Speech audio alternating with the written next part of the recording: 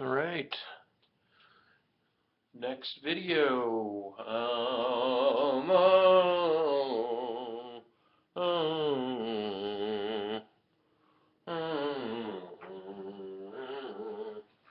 Yes, I have Tiny Chat open. It's my first time doing a Tiny Chat. So we will see what is up with who comes in and who doesn't. I did a little preface video mentioning that I'd be doing Tiny Chat. And, you know, hopefully people come in and just drum up conversation.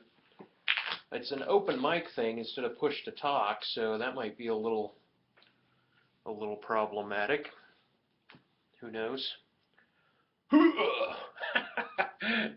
I like my little teenage girl boobies that I'm getting. My A cup. Yeah, anyway, what to say? I guess I'll hop to it, at least start going at it. I'm loaded up with coffee. Actually, I gotta hit the coffee maker button and the go button. But I've been drinking coffee all day. I'm a big coffee drinker. And then I will, and I got painkillers going. And I've got my little nose massager going. Bing, bing, bing, bing, bing, bing, bing. That'll help with the painting. So Amanda wants to do whatever painting I'm doing. I'm not certain I caught that right. I'm not certain how he's going to pull that one off, but that's fine if he wants to do it. But I'll let you know. I'll let you know right up front, Amanda, that if you don't have one of these guys, your eyes are gonna be off balance. Okay, and the first part of painting is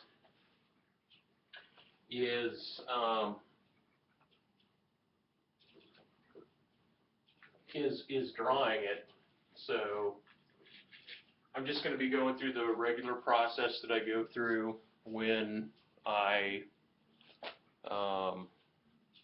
when I produce a painting, and we'll see what happens. We'll see what happens. I mean, I'm going to be using at least 3 different styles of painting. Well, at least 2 different styles of painting. To complete this, and it's more of, it's something that, I mean, you guys probably are going to be seeing my back the majority of the time, so I'm not certain how that's really going to be entertaining for you, other than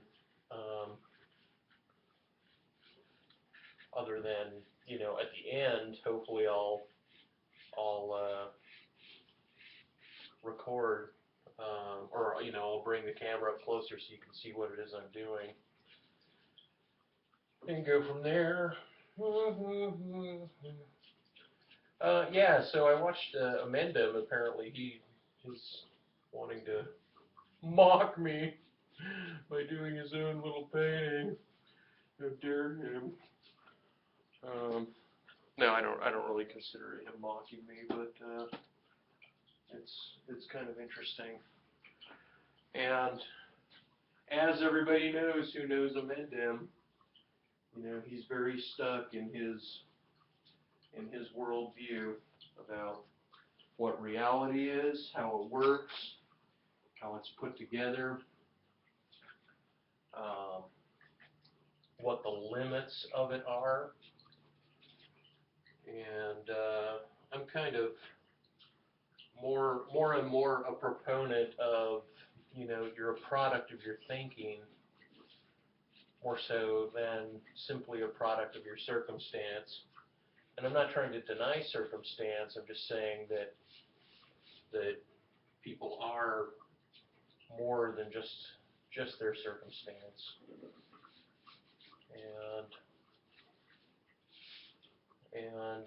And yet I'm not all hokey pokey on that. I mean, the experiences that happened to me. Whoa, look at that! I already got 2 folks in. What do you know? What do you know? What do you know? Okay, you guys are gonna get a better view than I am. You guys are getting the side view when the camera's getting the back view, but if you don't dock up and talk, then I'll just have to periodically go over there and take a look, see at what you're writing or what you're typing. But I gotta focus power on this. Anyway, if Amendum does want to copy my painting, I'm certain he'll find the subject matter kind of funny.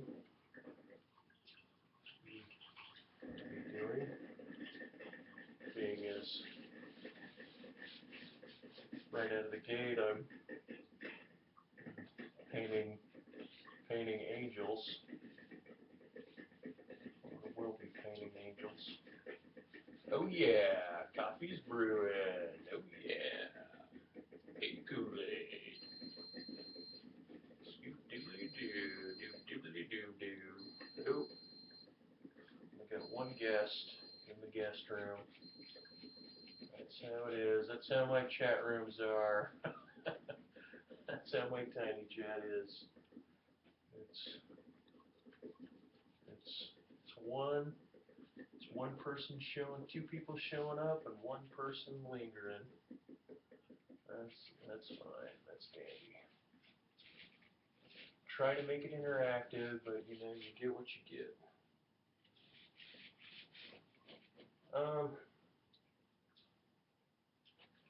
Yeah,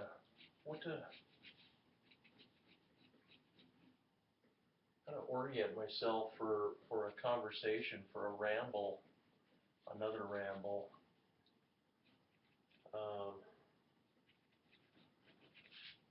You know, sometimes I feel like I got a lot to say, and then other times it's just barren.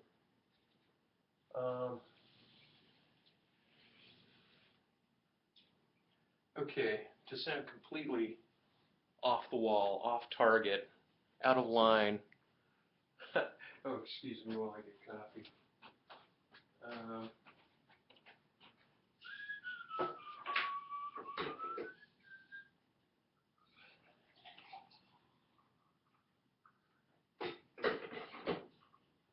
And I'm black, and I'm black, and I'm black, and I'm black. I like my coffee black, and I'm black, and I'm black. Can't publish that. Can't publish my singing any other lyrics. Oh, that's what's up. It's so dark in here. Okay. Anyhow, you know, and maybe Tiny Chat will go, maybe I'll just keep that going longer than the video, especially if I don't find that I'm going to be saying too much in a video, then I'll just turn it off. But I kind of wanted a record of how it is I'm going about my paintings, because I speed paint, but even that I just cut them apart, and I'm like, man, what else is there good? You know, what other good is my Das Poop channel for than rambling so often? And I'm thinking, well, that's, you know, it could be a good record keeping of my painting style, just for self-recollection, self-reference. Oh, I painted that one off so much already. So, okay, so let's peeky at Tiny Chat real quick. Nope, nothing. Spaced out. See if we can type anything. Okay, great. Now there's a sound effect. Nothing. That's right. Right on. Okay. Yeah, they type nothing. Let's probably amend them. Anyway, so, okay, so when you're in your environment, like I'm in my condo sometimes, and the damnedest sounds, and I call them the damnedest, meaning unusual sounds, little ticks, little creaks, little cracks, little things happen in my environment. And I'm suspicious of them now. I didn't used to be suspicious of them, but now I'm suspicious of them because of what's happened to me. And I generate mental associations as to what they are, and then I have to trust those associations, whatever they are. Whatever the association that comes to mind is, that thought becomes like a real thing to listen to. You know, it's like thoughts are real, words are real, and they're real important. And I guess, you know, inadvertently listening to Amendam's previous video, he kind of was implying that I was a liar, like I'm lying, and if I lie, then what good am I? And I agree, you know, what good is a bullshit artist? And to the extent that I don't want to come off sounding like a crazy religious lunatic, you know, I tend to shut up, but then not all the people that know me in real life know about what I do on YouTube anyway. And so I just say what I'm going to say. And eventually, you know, I imagine everything that we do online will be disclosed publicly. That the idea of privacy is already an old school idea. It's not a real. It's a fake notion. Everything you do online is already public domain. And if you want to be mystical like me, then you believe that everything that you do is already transparent. Everything you think is already transparent. Shit. What am I gonna do? What am I gonna do? I'm gonna just keep doing it.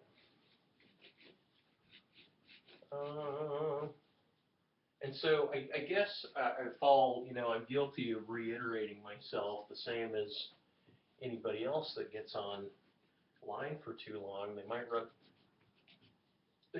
out of decent material to talk about, but it's so funny because my mind is always going in the day, and I'm always coming up with things I want to say, and this wasn't always the case, because since I've been online, I've lost my internal monologue. I mean, since before I got online, in 2007, I had lost my internal monologue for years, and since I've been on YouTube, I've regained my internal monologue, and it's so refreshing to hear myself think, where for the longest time I couldn't hear myself think. Everything was just incoming, and the words started right at the mouth. It was like my body was speaking, but my mind wasn't speaking. And I do have a problem with always pre-framing my thoughts. Most everything I say is still pretty much right off the cuff. But why do I want to make a prelude as to why it is and how it is I think? Probably because I don't know who's watching me on Tiny Chat, and because I'm the center of the show, I'm a little bit self-conscious. But that's the funny thing. It's kind of like you watch Anton do his videos, and he's pretty confident and well-spoken, and he's got a classroom or classrooms of kids that he has time to accustom himself to, but when he did his TED Talk, and you see that video of him doing his TED Talk, he's just shaking in his shoes, you know, and it's like YouTube is not the same thing as public speaking. You got too many comforts around you to make it easy.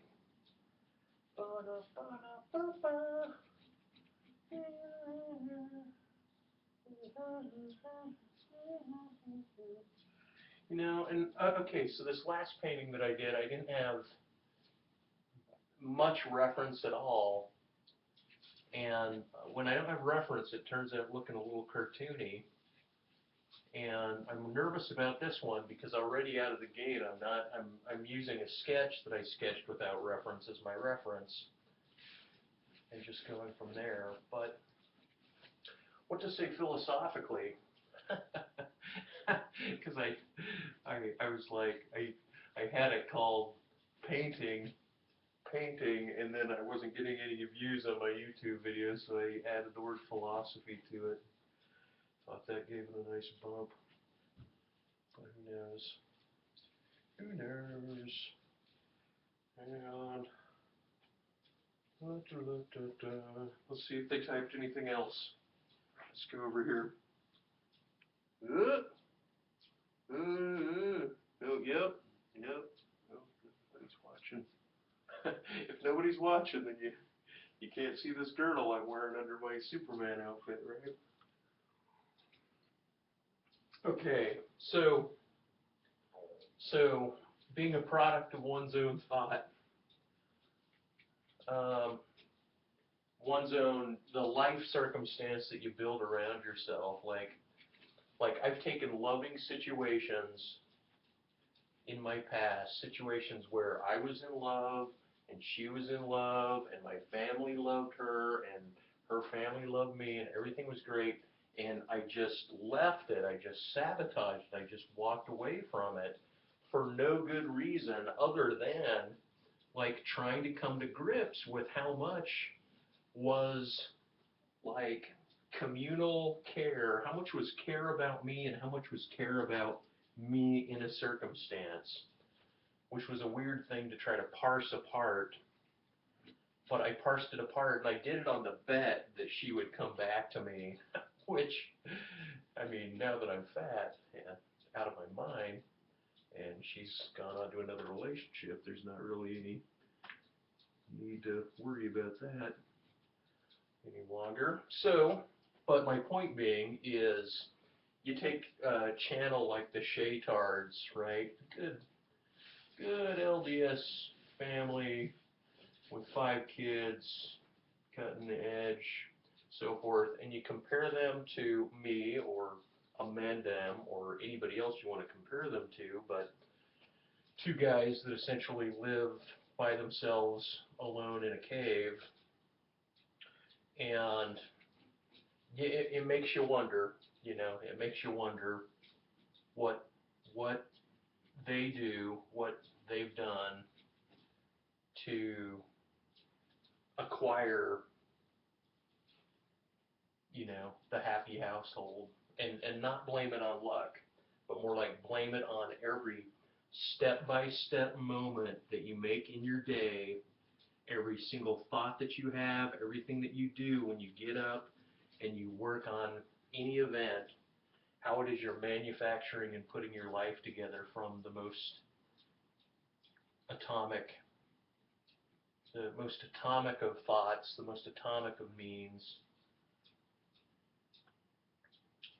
and then looking at people's lives who you think, hey, you know, like, not that I would trade my life for their life, but by any means, but more like, what are they doing that is circumstantial, that is something that, for lack of a better word, I could say I envy.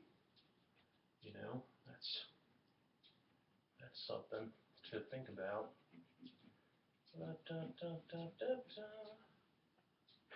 You got anything else for me, Spatial Doubt? Keep coming over here to read your You're nothing. Okay. Spatial nothing.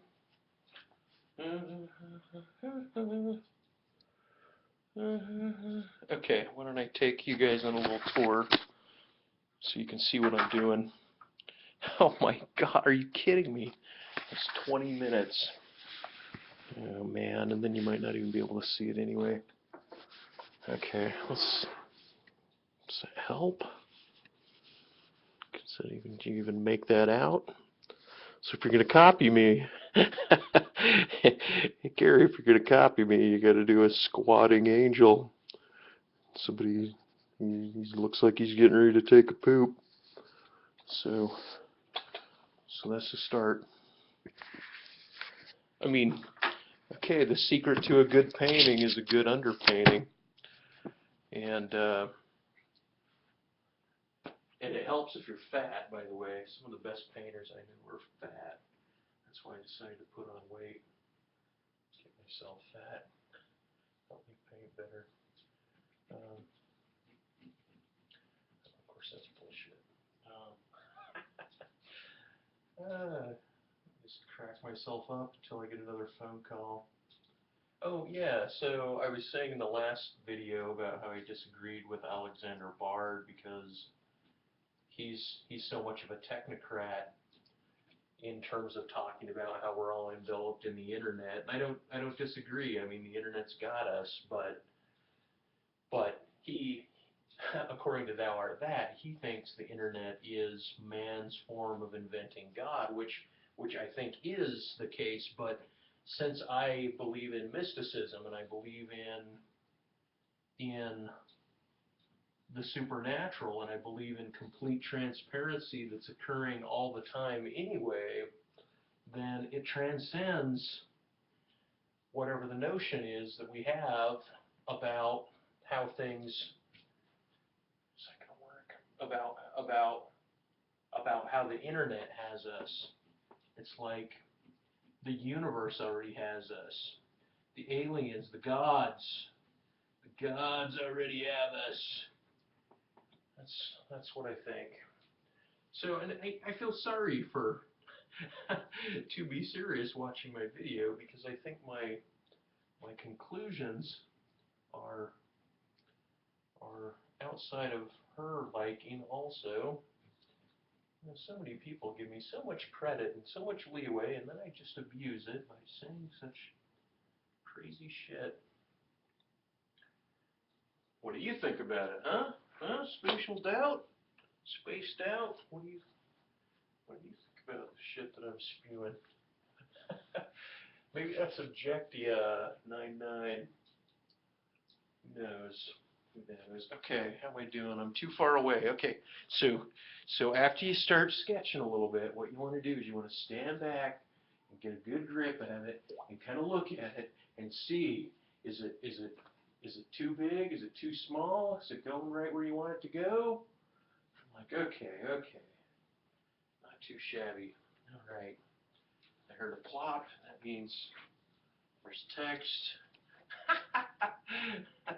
Well, right on. You're listening enough to type I'm not listening. That's good.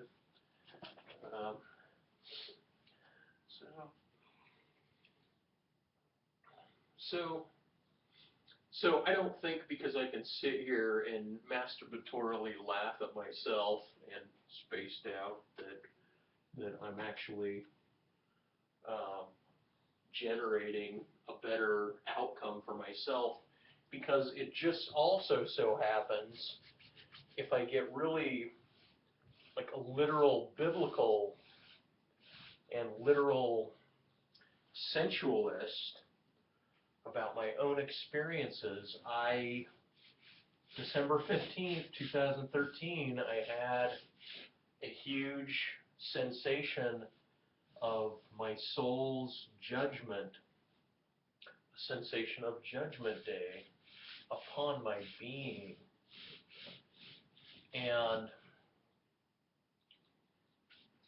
that, for lack of covering up, for the sake of transparency, I'll just say that the circumstance was so realistic as a phenomenon of self-reflection, of imagination and physiological sensation, as well as having my life literally ricochet back and forth through memories in this geometric, harmonic patterning, where I was looking back at the history of my life in such a fashion, and I wasn't too happy with it. I wasn't clean on, and I wasn't remembering the most loving aspects of my life. And I was left with this kind of real sense of a barren soul. And that sense of a barren soul led me to a sensation that I was, that I'm a pretty worthless creature. And I started to move away from red items. I couldn't eat strawberries. I couldn't wear this jacket. I had a huge painting up here, and I had to paint over all the red. And then I went into my kitchen where I have this other canvas, the one I did the Suffering Is Not Always a Bad video, and I started scribbling all over it these prayer mantras to myself, like if I get through this, this is how I want to live my existence. It was hellish. It was kind of crazy. Are you listening now? Huh? Are you listening now?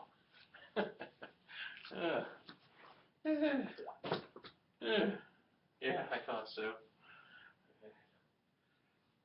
I can't tell what you typed, but I saw 2 letters, so I know you wrote no. I could see that it was only small amounts, small little tidbits. Maybe it's Fleetword, Migrant Fleetword. Maybe that's who's watching me now. Maybe I should just speculate the rest of my YouTube video on who might be watching me. That would be a good waste of time. Okay, so consider the idea for a moment, if you will, if I may have your attention, please, to consider the idea that that kind of in the Zoroastrian sense, that everything is repeatable. If it happens once, it can happen again, kind of this mirrored universe. Consider the idea kind of like, not a matrix exactly surrounding us, but a recording of all physical matter.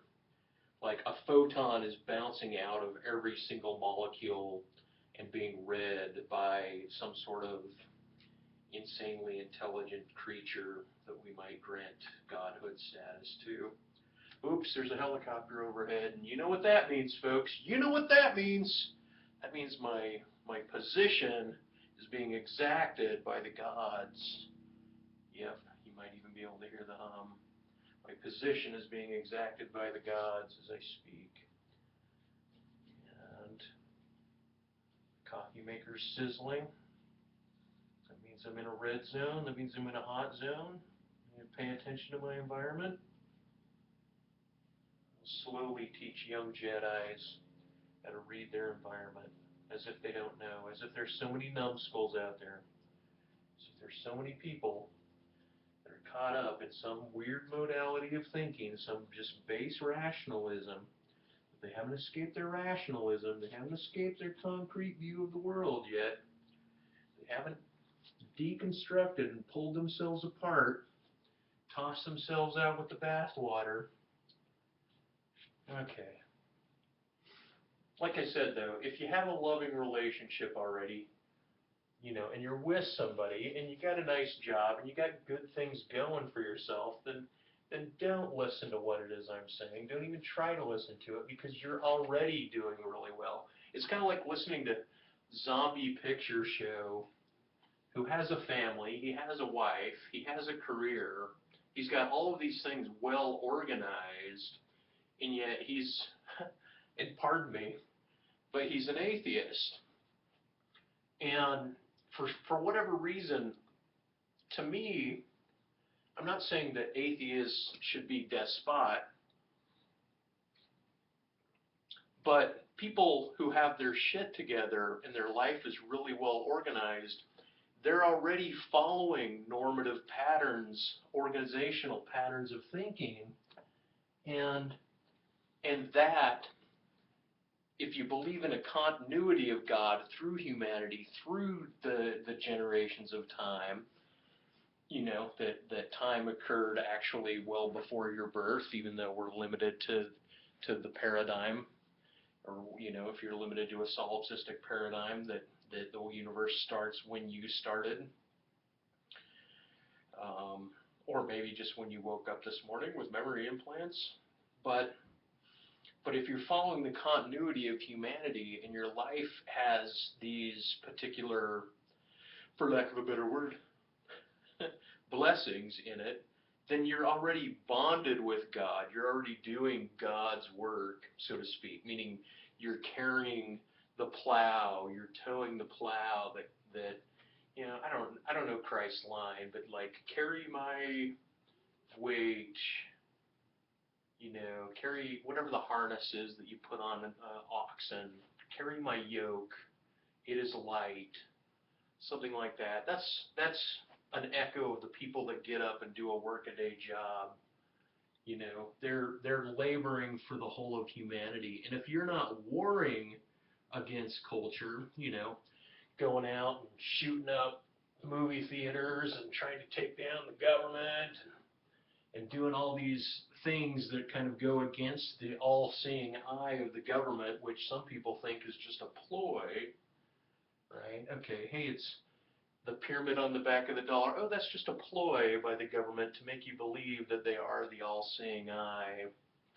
Well, potentially, if I have any degree of correctness in my thought, and I take that symbol, just a symbol by itself, the dollar bill with the pyramid and the eye on the back of the dollar, and I look at it as a symbol that's affecting my psychology, my vision of the world, and I lose my sense of base rationalism. Like, okay, this dollar's printed, it's printed by humans live all over the place, and I reduce it down to just a solipsistic, I'm in a matrix, I'm kind of like universe, and that symbol is indicating something to me. It's speaking to me. It's telling me something. And what it's telling me is that the government is headed by a God's eye intelligences. Okay, so only a fool would believe such a thing. But it's such dismantling of rationality that would require you to fall into a foolish mode. I mean, think of the virtue of Don Quixote, where, he goes and he has his fights, and then he carries on, and he ends up, the famous section is warring with the windmills, and he's got to, at the end, though, everybody cries because he manufactured this huge adventure for everyone. But to me, the character is actually living this life. He's manufactured the thoughts in a particular fashion, which has yielded an actual result, but you take somebody that's just going to speak rationally from a rationalistic paradigm once again, and they'll say, well, the point of the story is that he is, that he's out of his mind, and that these events, in fact, are absurd. Then what's the whole point of maintaining rationality when the most exciting guy in the Don Quixote book is absurd? What's the point of maintaining rationality? What's the point of maintaining a rational paradigm unless you're trying to appease other people, or unless you have a responsibility that is associated with humanity? Or is it just merely conditioning that you've been brought through rote education to believe in such things and to disclude magical thinking, super radical thinking, extracurricular ideas of thought? See, I get to the point, even when I watch videos, like they're so interpersonal for me now. They weren't for the longest time, but now they're interpersonal.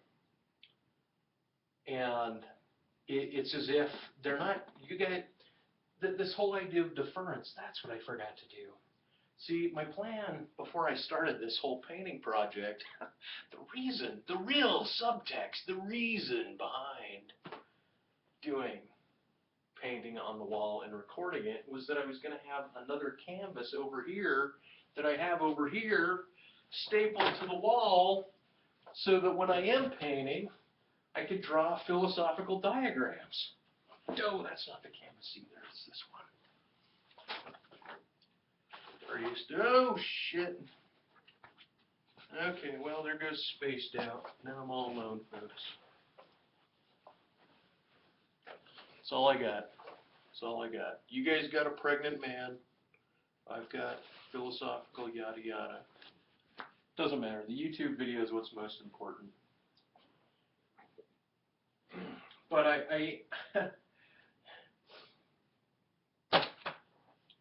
the reason also I want to do this is because the more I share deconstructive philosophies, or I mingle with magical, crystal-loving, energy, healing,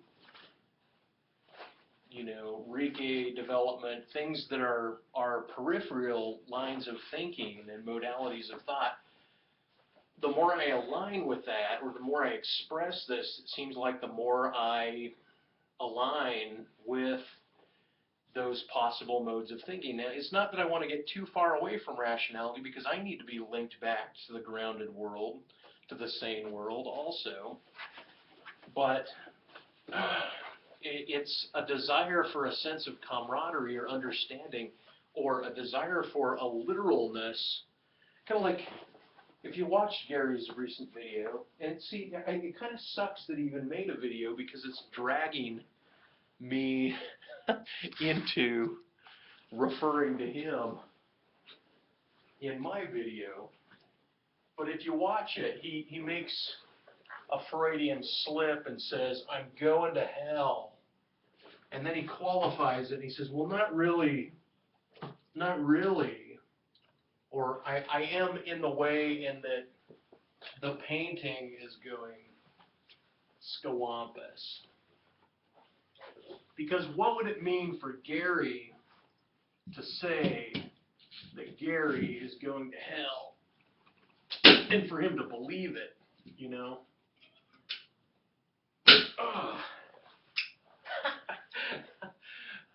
I'm out of staples all of a sudden. Okay, what do I do with the staples, little kitty? Little kitty. So this is how a man talks to himself for an hour. Yeah. Well, I gotta start somewhere, as far as Tiny Shed's concerned. The only one in the room. There's nothing but a bunch of teenagers running around showing their junk to each other and talking smack and smoking weed. They don't have any interest in hanging out in my room. No, sirree. No one's showing up to my room.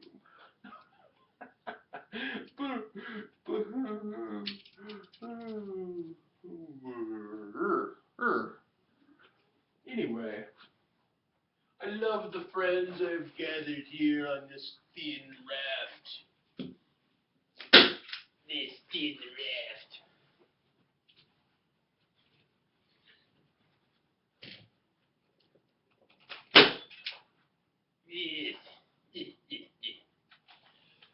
Okay. There's my philosophy canvas.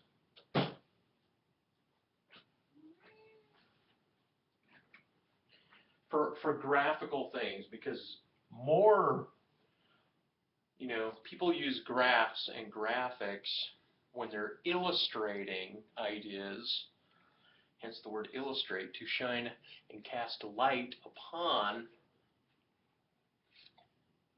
ideas, so as to relay understanding. And that, hopefully, will be able to be used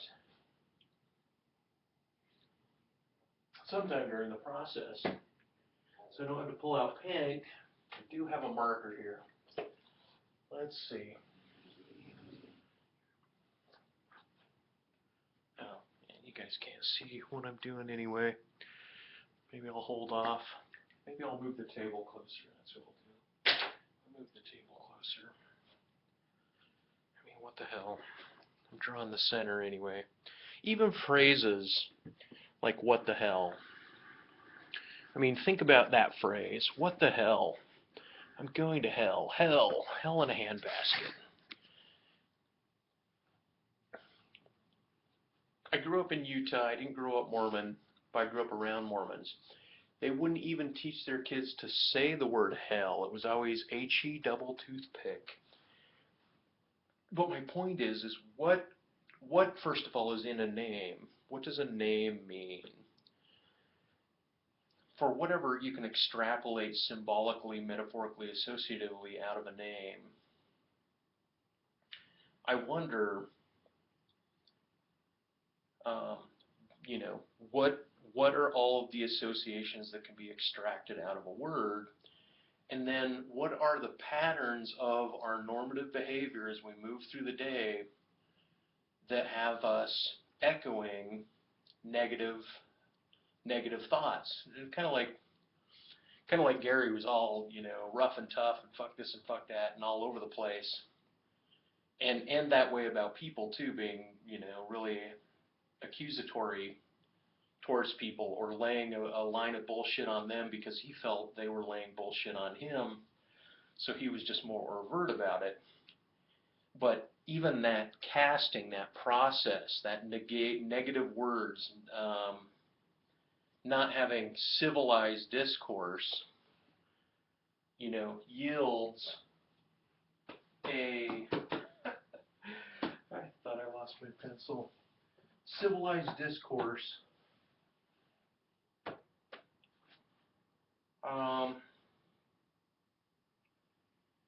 you know, it's like if you speak nice words, if you speak kindly, then at least you're not airing out the dirty laundry that may be going on in your head. And if you can train your mind to not think in a dirty laundry fashion,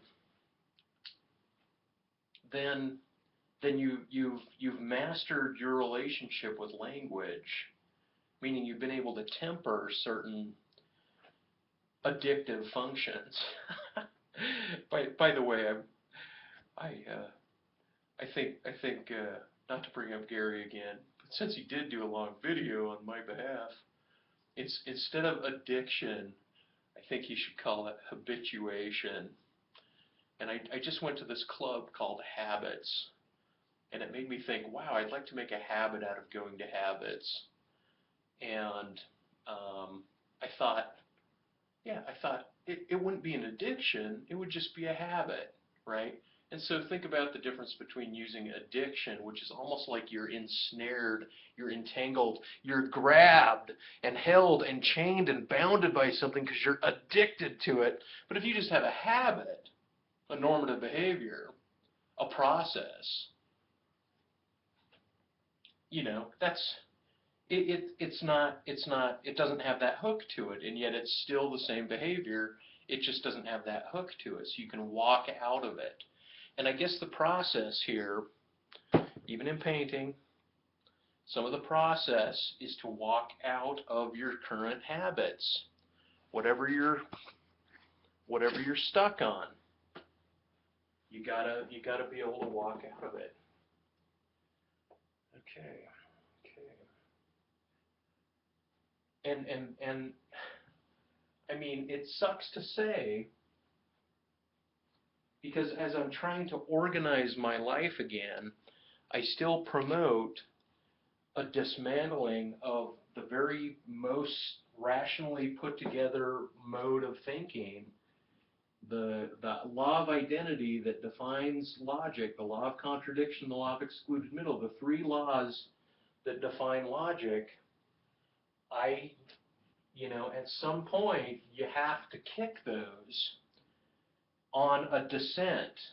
So instead of just saying hell, you descend into hell in order to really find out what's down there, to see whether or not you really want a part of it, so to speak. And in the process, you might lose your, if you're anything like me, you might lose your internal monologue. That's about right. Just about right. Not quite. But in order to really sabotage your mind and your psychology, you have to actually do something that moves against your own better self-interest. You know how some people say, no matter what you do, it was meant to be, sort of thing. And then you get other people that say,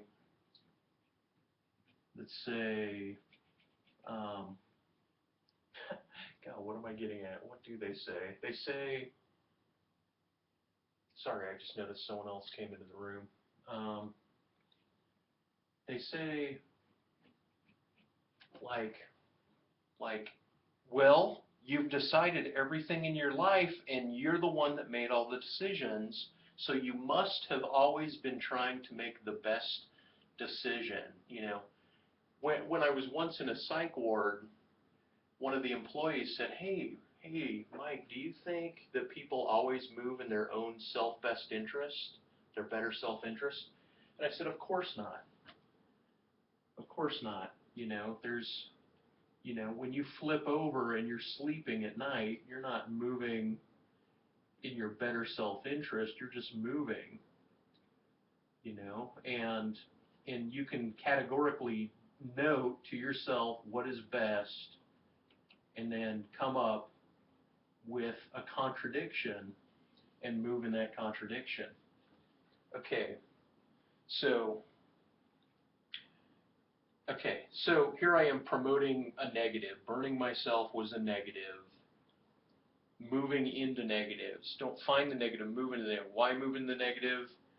To find out not just a tolerance, but a baseline relationship with negative things that you not only can tolerate, but have to tolerate. I don't know. It's not, I say if you're in a loving relationship, don't do this. But leaving a loving relationship might be one thing that would be a negative process that you could go through. But I made a life out of negative processes. That's probably why I had the sensation of really losing myself. Okay, let's see who came into the room. Oh, great, sweet, old fan. Hey, howdy. I'm just rambling. You can hear 30 minutes worth of pre-ramble. A pre-ramble to a preamble. An old fan preamble. I unfortunately don't have, that's a desktop computer, so I can't just pick it up and move it over here and show you what I'm working on.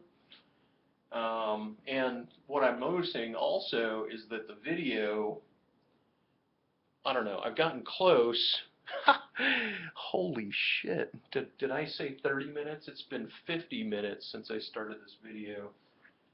Anyway, maybe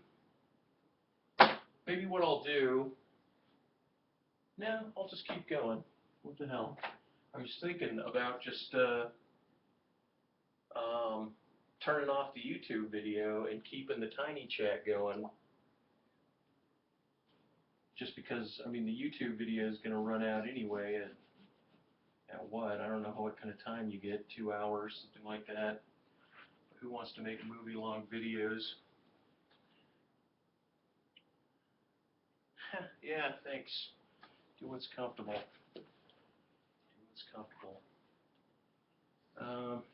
Okay.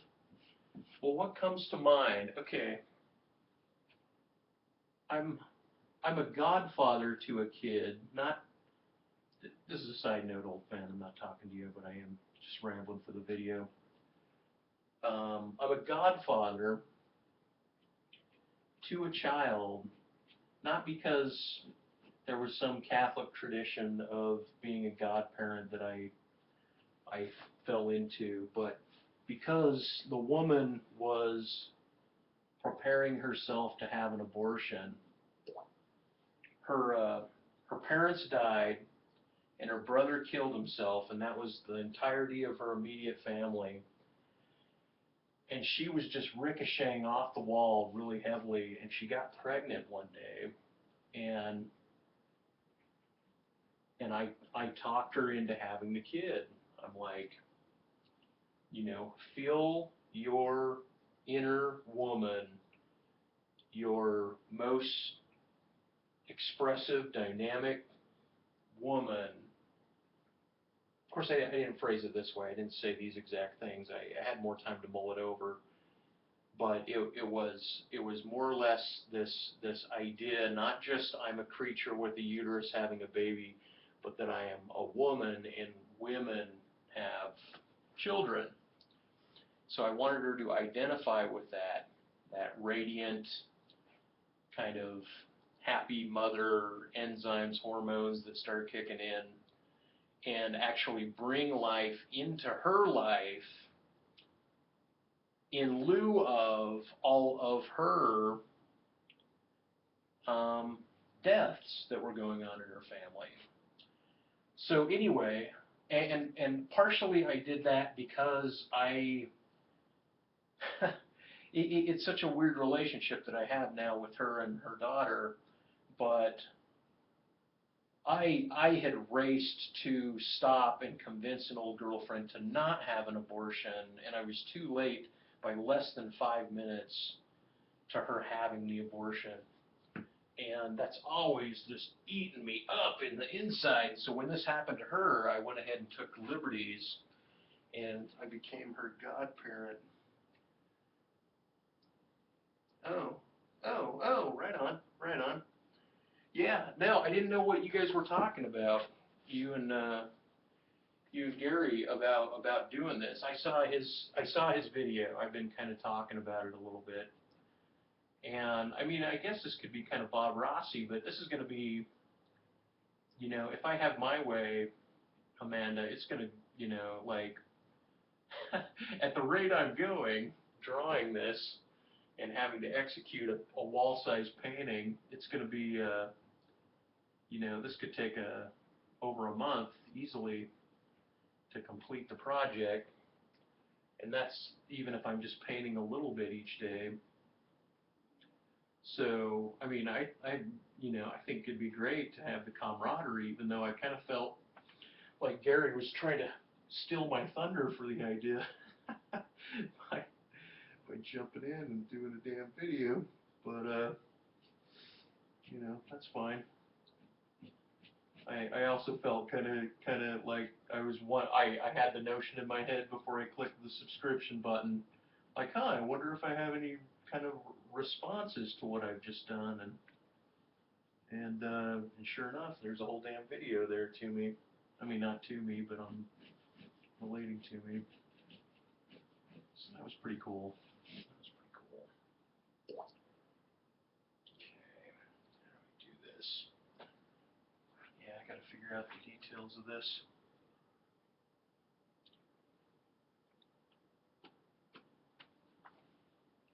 Yeah, boy. I have some words for you, Amanda. I think this whole going back to school thing was a protective process on your part, a community thing that you needed. I don't think it was a improve your skill set sort of thing. If anything, I felt like if she goes back to school, she might learn some more. She might connect and network, which is really great. But I also thought, and I made a comment before you did go back to school, it's just time for you to go pro. Just go pro right now. You know enough. I mean, if anything, it's more like figure out how to make bronzes out of your sculptures, you know, to make a metal. And I don't know the process of sculpting, but I just sat there and I thought, you know, and then to find out you made a tangential move and you're starting to ode yourself to movies. I thought, well, you know, that's very public. Maybe that's a good thing to do, but you know, some very moving, you know, communications with other people are found through sculpture. Going through sculpture gardens are absolutely amazing. And if that's where you have already placed yourself, you've already mastered that technique, that way of being, you know, I'm thinking, God, you know, just, you know, whatever you do decide to do, don't stop doing sculpture, you know. I mean, I tell myself that with painting too, because I'm like trying to get back into 3D design. And then I think to myself, you know, go back to school and get a degree in biology, do something completely, you know, much more grounded. And then I stop myself there. I'll be over to read your comments in just a second. Don't rush me. Don't rush me. Shit, how did that sketch go? Okay.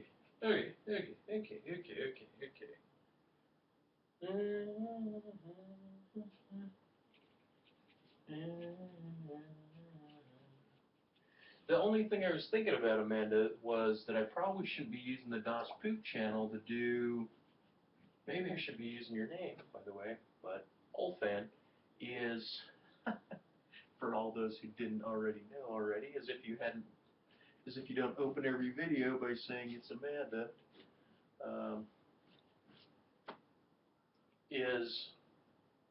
is not putting this huge art project on the Das Poop channel when I had some really serious considerations about just retiring the Das Poop channel altogether and just focusing everything on my art channel. But as far as interaction, as far as talking, I guess this is the right channel to be on. I think I'm going to have to wrap this video up because I really don't want to break an hour of recording. But I'll keep Tiny Chat open. Whoever Hubs is in there. Okay. Oh, right on. Right on, True. Oh, yeah.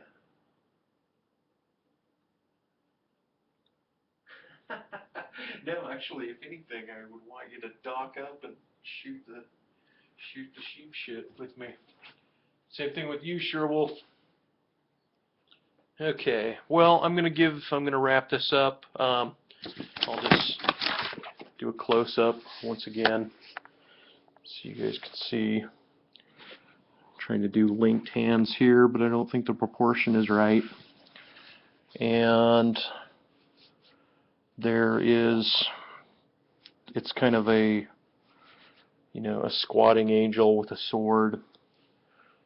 It's an angel because it's got these huge wings coming out. So anyway, thanks for liking my mohawk. Is that my new ending? I think that might be my ending. Okay.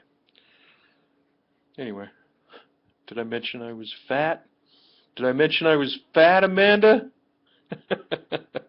Okay, here goes. Ciao. Bye.